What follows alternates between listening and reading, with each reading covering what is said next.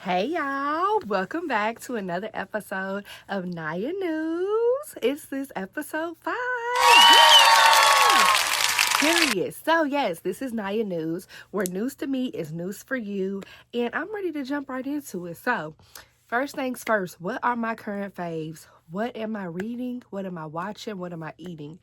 Y'all, for what I'm watching right now, I'm currently watching Law and Order. The homicide version of Law and Order, though, it's on Netflix. They just published 2 new seasons on Monday of this week. So yeah, been into that. I'm watching the second season that they have posted, which I think is like the 22nd season. Been watching that every day. I do have to be careful though, because sometimes when I'm watching the propaganda shows and the shows with a bunch of homicides to them, sometimes when I fall asleep to those shows, I get a little too anxious. So lately I haven't been feeling that anxious, but I was like, okay, let's make sure we're aware of that. Really, the only show that gets my blood going where it's like, oh my gosh, the anxiety is through the roof is NCIS. So I put that down a lot. But yes, right now, watching Law and Order. For what I am currently reading, I'm reading a book called Sweet Lady on Wattpad. Y'all know I love me some Wattpad. And it is by a girlie. Her name is Danny Monet, but I think it might be another part to the name. I will be putting that up here for you all to see it. But yes, reading Sweet Lady right now. I'm liking it. This is like it's very reminiscent of Romeo and Juliet. It is two people falling in love, but they're in families that are rivals. I'm interested in that. I love a little urban book, and I also love it when it has a different plot than what I'm used to. So yeah, I'm currently reading that. For what I'm currently eating or current phase with my food, y'all, I know a couple episodes ago, it might have been 3 episodes ago, I was really crazy about Jersey Mike's and Wing Station. I'm gonna have to put that back in her because y'all, I literally had Jersey Mike's for lunch today, then had Wing Station for dinner. I'm going crazy with the food right now, but I'm loving both, and I'm very fulfilled with that. Like, definitely enjoy both of them a whole lot. Y'all, this week was a little different. I'm bringing this episode to you on a Wednesday because I wanted to talk about a couple different things this week. So, for pop culture, let's just start off, y'all. The Dr. Cheyenne Bryant situation. Okay, my thing is this. She gets on the Breakfast Club. She says that the school she went to lost its accreditation.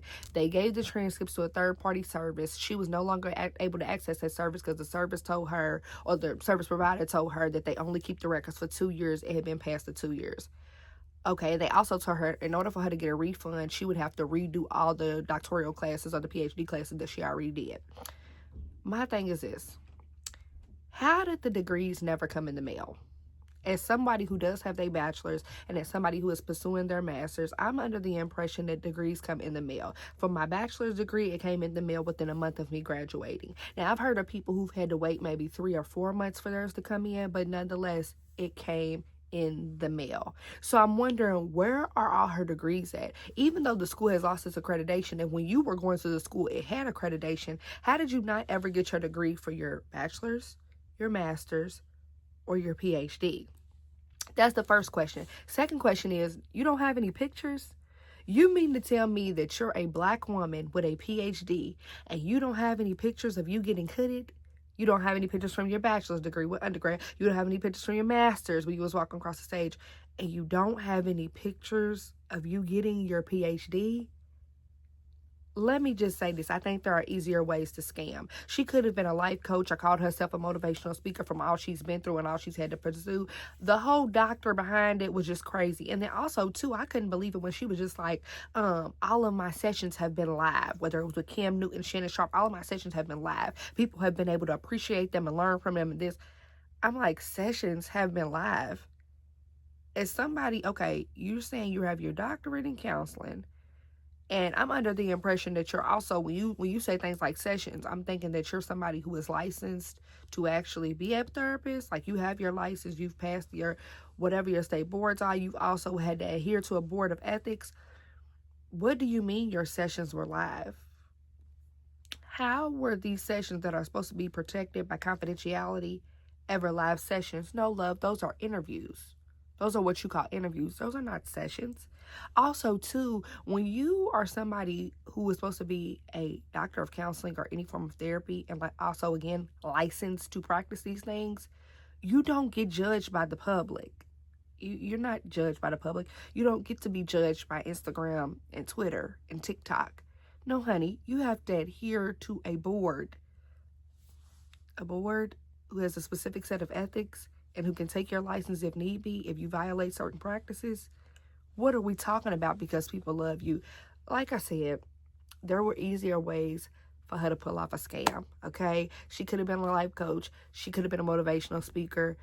You don't have to play this doctor card. And then it also came about that she had got the name trademark, Dr. Cheyenne Bryan. She got it trademarked in 2017. So even if it comes out that she's not a doctor, that's still a part of her brand. But it's like, girl, you just flew too close to the sun with the lie. You know, when you telling a lie, you don't have to tell a hard lie. You told a whole big lie, and that's why it all came out. She should have just stuck to the motivational speaker, and all of this wouldn't have had to be all of this, right? Okay. Also, too, I must say, just because somebody's talking slow does not mean they're smart. I'm not taking away from her intelligence, but I do feel like people feel like when people use certain words, or because they use these popularized or sensationalized therapy speak words and they use them slowly and they have a straight breakdown in which they don't get emotional while they talking, that it means that this is the way to go, or that this is intelligent, like either these are intelligent critical thoughts. That does not mean that. Okay. And also too, we already know, talking about relationships get the people going. People love when you talk about relationships. So hey, that's that. Next thing, yesterday was the primary in Kentucky, and I'm very excited. Oh my gosh, to see Charles Booker win for the Democrats was just like, okay, Mitch McConnell is out. Let's get Charles Booker in. Also too, I love to see people coming out and supporting people who look like us, and also still believing in change, because as Black people, we understand and we know how much our ancestors fought and died for us to have the ability to vote and us to have the ability to get in these offices and be able to change things for the better, right? So just to see it still happening really did warm my heart. And also too, it did irritate me. Like, of course, when you get on Twitter and there's people still talking about like, we are not our ancestors, or why do I have to vote? Why does it matter? Why does it matter? Do you not see what they're doing in Louisiana? My thing with this is, people always think they are thinking critically, but they never think outside of themselves. What I mean by that is, you come up with this thought that you think is original, you think nobody's ever thought it. Look at what's going on around you. Do you really think they would be doing what they doing in Louisiana, where they basically doing a lot of gerrymandering and red line and to take away the power that Black people will have in voting? Do you really think they would do that if your votes didn't matter? Like, honestly, truly speaking. Now, I'm not saying that there are not parts of the voting process that can be confusing at times. Like, for an example, I know that the Electoral College gets a lot of people going, which I do feel that. I don't always agree with the Electoral College. I do think when we are voting for president, I think the majority should win. If we're going to be a democracy, let's be a democracy. I don't want to be a republic, okay? Electoral College, and I know they say they use that to balance out the votes, because they say states like California and New York would always determine who wins, but who cares? That's the majority. So if that means we would always have a Democratic president, so what? That's the majority. If we're going to be a democracy, let's be one for real. But yeah, I was just like, I don't really like when people try to diminish the power in voting, because it's just like, you are the same people who are going to be complaining. You're going to be complaining, which you have every right to complain, because your government does owe you a lot. But it's also just like, get up and do something.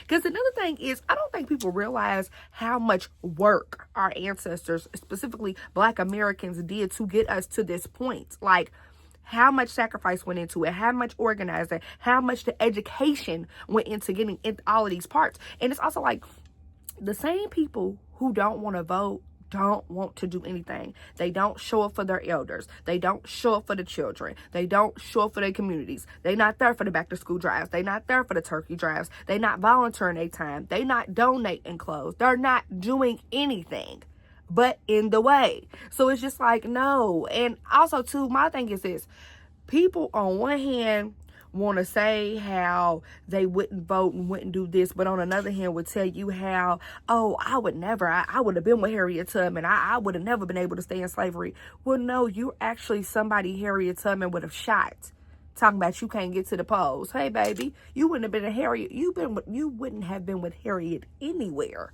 okay? But on the other side of a barrel, it's that serious, because I don't know. I think a lot of people begin to feel like they're bigger than the program, and they forget all the work that it took to get her. And I know that sounds harsh, but y'all know Harriet Tubman did have that clock on her and would shoot you down if it came between you and the freedom of others. So it's just like, no, y'all not even willing to sacrifice now. Or it'd be the same people talking about, I wouldn't have been able to stay in slavery. I wouldn't have been dealing with no Jim Crow. I wouldn't have been dealing with all of this. But you can't stop going to Target. You would have been dealing with everything that would have been handed to you. You can't rise above right now. Why would you think you would have been able to rise above in harsher situations? Nobody's even forcing you to go to Target and you still going. Like, what are we talking about right now? So that happened. I'm very excited. And also Shamika Parrish Wright, to see how far she's came, to see that she got 37,000 votes was like, okay, I'm seeing the hope. Yes, Louisville will one day have a black woman as mayor and we will be able to make the progress that needs to be made. I'm feeling very hopeful right now. I want Charles Booker to take it all the way. I'm ready to get back in the booth. And yeah, what else has been going on? I also wanted to talk. I want Drake to stop dissing Kendrick. Please leave Kendrick alone. Oh my gosh. I feel like that battle and that diss, it was literally like watching somebody get beat up horrifically. I want Drake to leave Kendrick alone. You've already sued. Kendrick already had his moment. He literally got the 5 Grammys. He literally performed at the Super Bowl, called you out at the Super Bowl. He also too, y'all know Drake. My thing is this. I love the Loverboy Drake. I love the original Drake that he came out. I love when he was just being himself, in a sense that he was just trying to connect with specifically the girlies. Like, Drake used to really make music for the girlies, but also Drake used to make a lot of reflective music and being in touch with himself, you know, and not trying to be, to me, it didn't feel like when he originally came out and his first, like, I would say 3-4 albums, it didn't feel like he was trying to be something that he was not. Now all this gangster rap is kind of like, honey, you're not that. Now you're not the gangster. You're not the gangster, okay? And for Kendrick to come out on Juneteenth and have Bloods and Crips, real Bloods and Crips, dancing to a song dissing you while you're trying to portray a gangster, please stop. Please stop. My God, stop. Also, too, Geminis, I'm actually excited for Gemini season because Geminis have not been playing lately. Like, from Kendrick doing all of that in 2024, and even like Queen Key, y'all. Queen Key's this is to her baby daddy was like, oh my gosh, this girl is on a roll. And I love Queen Key. I don't think her triplets is so cute. And I do think her baby daddy was a little way too disrespectful on what he said about her and like wanting her and those kids to die. So I was like, keep clowning them, girl. Keep clowning them. But I do think everybody needs to leave the Geminis alone because they're actually not in a playing mood. And I'm an Aquarius. I'm their air sign sister. I actually do not want to see, I don't want to see this keep going down. So please leave them people alone and let them enjoy their birthday. As for my lesson of the week this week is realizing that things can be better than I imagine. A lot of times when I start to feel anxious, I start to think about like, what could go wrong? What is this? Is it going to work out? How am I going to feel when this doesn't work out? But it's like lately I've been trying to intentionally insert into my mind and reprogram my mind to realize that, like, no, the best actually can happen. Things can work out even better than I imagined. Things will go well. Good things is going to come to me that I didn't even know was going to come to me. Blessings are going to fall on my lap that I didn't even pray for. Like, everything is going to work. And I think redirecting that energy really does come to you in real life, because I'm a strong believer in as you think is as you are. So how you are thinking and how you are framing your reality will come straight back to you. Another thing is I had to think like this, or that's been my lesson of the week too, because y'all, May has been a lot. It's so many birthdays. It was my grandmother's birthday. It's my dad's birthdays on Sunday. 2 of my really good friends had birthdays this month. Mother's Day, of course. My little brother is graduating high school. It's a lot going on. Like, y'all, it's back to back to back to back to back. To where I do feel like there is a lot of anxiety just floating around, or there's very much so high emotions and a lot of people being overwhelmed at this time to work. And I also start to feel like when other people are dealing with things and they're talking themselves through them, and of course we're all in community with each other, right? So you seeing how they feeling it and how they're thinking through it, it can be like, oh, well, yeah, let me make sure I'm in charge of my thinking. Because I feel like when people are saying stuff out loud, it makes you realize, like, oh, let me not spiral like that. Like, as you're calming them down, I trying to help redirect them. It always makes me realize, like, oh, hold on. Let me make sure that I'm comforting myself in the same ways. Like, things will work out. I can hope for the best. I'm allowed to expect the best because things will work. Like, And that's another thing too. I think a big part of that is also making sure that I trust myself, which I do trust myself, but also just leaning into that trust and realizing that trust will grow the more I don't worry about certain things. Like just realizing that, hey, even if things go wrong, I have the tools to fix them. I have the tools to move forward. I have the tools to make sure everything still goes well. And I get to control my mood. I get to control how I feel. And I get to control how I think. So, yeah, my motto for this week is literally, I'm expecting the best.